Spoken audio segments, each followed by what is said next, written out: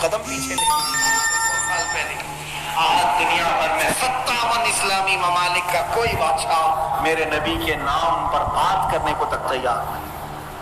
حضور اکرم صلی اللہ تعالی علیہ وسلم کی عظمت پر اس قدر غلیظ حملے ہو رہے ہیں لیکن کوئی بولنے کو تک تیار نہیں. کہاں ہے سعودی, کہاں ہے امارات, کہاں ہے کویت, کہاں ہے بحرین, کہاں ہے عراق و شام و یمن, سب ختم. یہ آپسی رسہ کشی میں مبتلا ہیں, وہ ایک دوسرے کے سر مارنے میں مصروف ہیں. اے مسلمان, اقبال نے بہت پہلے ہی یہ کہا تھا, ان سے پھرے جہاں پھرا پھرائی کبھی وقع. ان کے جو ہم غلام تھے خلق کے پیشوا رہے. ایک نقطہ اتحاد تھا ہمارے پاس, وہ نام رسول. میرے آقا صلی اللہ تعالی علیہ وسلم کا نام پاک پورے لوگوں کو ہمیں جوڑ رکھتا تھا. مدینے میں حبشہ سے کوئی آیا ہے, روم سے کوئی آیا ہے, فارس سے کوئی آیا ہے, لیکن جب وہ سارے لوگ الگ الگ ملکوں سے الگ الگ نسلوں سے آتے, مدینے میں میرے آقا کے نام پر سب سگے بھائیوں کی طرح جڑ جاتے تھے. آج یہ اختلافات جنہوں نے میرے نبی کونین صلی اللہ تعالی علیہ وسلم کی شان میں ہرزہ سرائی شروع کی ہے, آج میں برجستہ یہ کہتا ہوں, علل اعلان کہتا ہوں, ہندوستان میں سب سے بڑا کوئی آتنکواد ہے تو وہ نرسنگھارم سوامی ہے جو میرے آقا صلی اللہ تعالی علیہ وسلم کی عزت پر حملے کر رہا ہے. بارہا اسے مطالبہ کیا گیا ان تمام باتوں کو ختم کرنے کا. اب میں بہت احتجاجات کی بات نہیں کروں گا, ایک میری بات سن لے. میں آج بڑے جذبات کے ساتھ اگرچہ ہوں, بولنے کی اب ہمارے پاس بھی طاقت نہیں رہ گئی, اس لیے کہ ہم بھی مجرم ہیں. بارگاہ رب العزت میں اگر ہماری پکڑ ہو گئی کہ تمہاری جوانی کے دوران مصطفیٰ کریم صلی اللہ تعالی علیہ وسلم کی عزت پر حملے ہوتے تھے, تم کیا کہتے تھے, مجھے ڈر لگتا ہے آج یا کل اگر ہم مریں گے ہماری بھی لاشیں قبرستانوں میں جائیں گے. قبروں میں تو ہم اس نام سے جاتے ہیں کہ دیدار مصطفیٰ ہوگا, لیکن اے مسلمانوں اب کس نام سے ہم جائیں گے؟ رسول پاک صلی اللہ تعالی علیہ وسلم قبر میں تشریف لائیں اور پھر اگر ہمیں دیکھ کر کے یہ فرمائیں تو ہی وہ ہے جو میرے نام کی گندی گالیاں سن کر کے ابھی قبر میں لیٹا, ہمارے پاس کوئی جواب نہیں رہے. حضور پاک صلی اللہ تعالی علیہ وسلم کی عظمت پر رقیق حملے جانتے ہیں. جس سوامی نے, جس پنڈت نے, جس مہنت نے حضور پاک کے لیے شبد استعمال کیے, وہ میں اس کا نام بھی اس مقدس مسجد میں لینا نہیں چاہتا, لیکن میں کھل کر کے رد کرنا چاہتا ہوں. حکومت وقت سے کہتا ہوں, ایسے کتوں کے گلوں میں اپنے پٹے باندھ لو. اور سنو, یہ کہتا ہے وہ پنڈت کہ میں بلیدان دینا چاہتا ہوں اور مجھے کوئی مسلمان آ کے مار دے, قتل کر دے, تاکہ ہندو سب سمجھ جائیں کہ مسلمان ہتھیارے ہوتے ہیں. سن وہ خبیث مردود, تیرے خون کی ہمارے نزدیک کوئی قدر و قیمت نہیں ہے. جو لوگ یہ کہتے ہوں گے کہ اس کے سر کی اتنی قیمت اتنی قیمت, میں کہتا ہوں 5 پیسے کی بھی قیمت نہیں. اس سے بڑے نمرودوں کو اللہ نے مچھر سے ہلاک کیا. دیکھنا تم جن کیڑوں کے ذریعے سے مرو گے وہ پوری دنیا کے لیے عبرت کا نشان بنو گے. میں یہاں پر اپنے نوجوانوں سے نہیں کہہ رہا ہوں, اس غلیظ خون کو اللہ ہی کافی ہے. اس غلیظ خون کے لیے, انتقام کے لیے اللہ کافی ہے.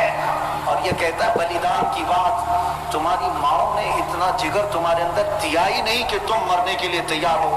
بلاؤ اپنی قوم کو اور پھر ہم بتاتے ہیں عظمت رسالت پر کون قربانی دیتا ہے. میدان میں آنے کے بعد پتہ چلے گا. اگر کوئی اپنی گردن کٹا سکتا ہے تو صرف نام مصطفیٰ پر کٹایا جا سکتا ہے.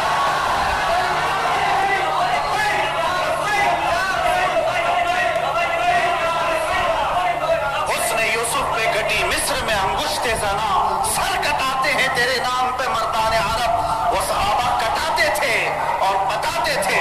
آج اگر وہ پنڈت وہاں بیٹھ کر کے کہتا ہے کہ میں بلیدان دینا چاہتا ہوں, تو اپنی کوٹھے میں بیٹھ کر بلیدان دے لے تیرے اپنے گھر میں. لیکن میں جانتا ہوں کہ 1 لاکھ کیا, ابھی اگر میں ہندوستان کے نوجوانوں کو آزاد آواز دے دوں تو پوری دلی کی سرزمین بھر جائے گی. انشاءاللہ نوجوانوں کے سر بھی وہاں پر لہرائیں گے. میں انشاءاللہ عنقریب اعلان کرنے والا ہوں. کیا ہے نوجوانوں, کیا تم میری اس بات پر لبیک کہتے ہو؟ کیا تم میری اس بات پر آواز دے کر لبیک کہتے ہو کہ اگر حکومت وقت نے اس ملعون کو گرفتار نہیں کیا یا عظمت رسالت پر بھونکنے والوں کے گلے میں پٹا نہیں ڈالا تو ہندوستان کے ہر کونے سے مسلمان اپنے سر پر کفن باندھ کر دلی پہنچے. آپ تیار ہیں اس بات کے لیے؟ انشاءاللہ العزیز اگر سر کٹے گا، اے مسلمانوں گھبرانا نہیں، سب سے پہلے اس فقیر کا سر جائے گا انشاءاللہ. سب سے پہلے ہماری گردن کٹے گی.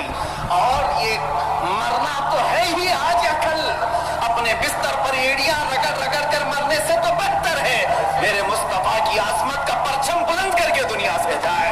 اس لیے کہ فرشتے بھی ہماری لاشوں کے استقبال کے لیے تیار، فرشتے بھی ہماری لاشوں کے استقبال کے لیے تیار ہو. اس لیے کہ فرشتے بھی یہ کہیں گے یہ عام آدمی کی لاش نہیں آ رہی ہے، میرے نبی پاک پر اپنا خون نچھاور کرنے والا. اور انشاءاللہ العزیز انشاءاللہ وہ پنڈت اپنے بزدلوں کو جمع کرنے کی کوشش کر رہا ہے. ہاں ابھی میں نے دیکھا ایک ویڈیو نشر کر کے وہ کہتا ہے ہندو بھائیوں سے میں کہتا ہوں کہ تم اپنی قربانی کے لیے تیار ہو جاؤ. کیوں زہر پھیلا رہے ہو؟ کیوں زہر پھیلا رہے ہو ہندوستان میں؟ ہم نے کبھی لڑنے کا یا جہاد کا اعلان نہیں کیا. اب تک ہمارے کسی عالم نے اعلان نہیں کیا. امن کے ساتھ رہنے کی تلقین اسلام نے بھی کی ہے. حضور نے خود فرمایا ہے جنگ کی تمنا مت کرو، جنگ کی لا تتمنوا لقاء عدوکم. میرے آقا فرماتے ہیں دشمنوں سے مٹبھیڑ کرنے کا، جنگ کرنے کا ارادہ مت کرنا، تمنا مت کرنا. ہاں اگر ان کی طرف سے آ جائے تو پھر قدم بھی پیچھے مت لینا، پھر قدم پیچھے نہیں لینا. اس وقت پھر تم سمجھ لینا تمہارے ساتھ کون ہوگا. پرائم منسٹر آئے گا، ہوم منسٹر آئے گا، سی ایم آئے گا، یہ سب اسی کوٹھے کے لوگ ہیں. اے مسلمانوں فخر کے ساتھ آنا، تمہارے ساتھ کوئی اہل سیاست نہیں آئے گا. تمہارے پیٹ پیچھے رسول اللہ کی ذات ہوگی اور تمہارے سر پر اللہ رب العزت کی عنایت ہوگی. اللہ اور اس کے رسول کے بھروسے پر ہم جائیں گے انشاءاللہ. اور یاد رکھنا یہ صرف جذبات کی باتیں نہیں، جوش کی باتیں نہیں. میں اپنا ایک پیغام ریکارڈ کرنا چاہتا ہوں. اگر اس ملعون اور اس خبیث نمرود کی اولاد تک میری یہ بات پہنچ سکتی ہے تو پہنچا دی جائے. تم نے بہت بھونک لیا اپنے مندر میں بیٹھ کر کے، تم پریس کلب آف انڈیا میں بیٹھ کر کے بہت بھونک لیے. کچے آپس میں اپنی گلی میں بہت بھونکتے ہیں. میرے اس میسج کو اس ملعون تک پہنچا دیں. اگر ذرا برابر بھی دم خم ہے تمہارے اندر، تمہاری ماں نے اگر دودھ پلایا ہے تم کو، تو اب میں مناظرے کا چیلنج نہیں دے رہا ہوں، ڈیبیٹ بھی نہیں کروں گا، بات چیت بھی نہیں کروں گا. آؤ میں اعلان کرتا ہوں 8 دن کے اندر تم دلی پہنچو، کسی میدان میں پہنچو، اپنی ساری مقدس کتابیں لے کر کے آؤ. انشاءاللہ العزیز یہ فقیر قرآن پاک لے کر حاضر ہوگا.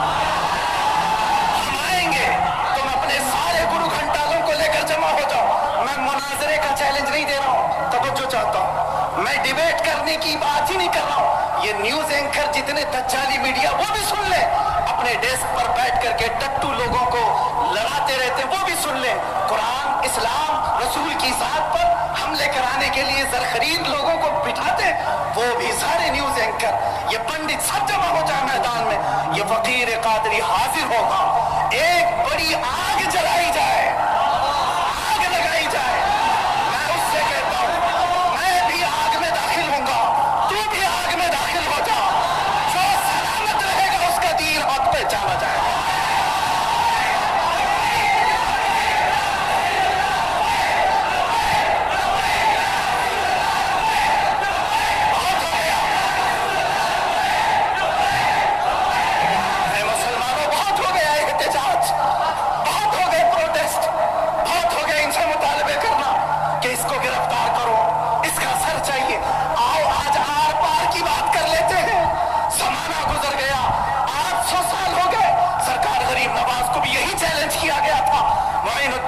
چشتی نے ہند میں یہ بتایا تھا کہ جو نبی کا غلام ہوگا وہ آگ میں بھی کود جائے گا. انشاءاللہ العزیز میں گنہگار ضرور ہوں، میرے اخلاق برے ضرور ہیں، لیکن جب بات میرے مذہب کی آئے گی، قرآن کی آئے گی، نام مصطفیٰ کی آئے گی، میں برسر اعلان آج پھر کہتا ہوں آؤ تم سارے پنڈت مل کر کے آؤ، آگ لگائی جائے. تم سب پوری دنیا کو دکھانا میں بھی آگ میں داخل ہوں گا، تم بھی آگ میں آ جانا. دیکھتے ہیں کس کے जिस्म को आग जलाती है। अगर मैं सलामत रहा तो मेरे दीन की बात होगी। और इंशाअल्लाह अज़ीम मुझे यकीन कामिल है कि अगर आग पर भी किसी का हुक्म होता है तो सिर्फ मेरे रब्बे जुल जलाल का है, मेरे रब्बे जुल जलाल का है। बस इसी बात पर मैं अपनी गुफ्तगू को खत्म करता हूँ। अब एहतजाज नहीं, अब प्रोटेस्ट नहीं, सीधे आर पार की बात, मेरी ये बात पहुंचा दी जाए। अगर जवाब आ जाए तो देख लेना मुसलमानों, मुझे ये यकीन है कि इसका कोई जवाब नहीं आएगा, इसका जवाब नहीं आएगा। हिजड़ों के पास इस तरह की कोई बात का जवाब नहीं होता। इनकी माओ ने इतना दूध ही नहीं पिलाया। ये सरखरी अपने इलाके में बैठ करके भोग तो सकते हैं, लेकिन आओ मुबाहिले की मैं दावत दे रहा हूँ, मुबाहिले की दावत। कुरान ने भी मेरे मुस्तफा को मुबाहिला करने का हुक्म दिया था।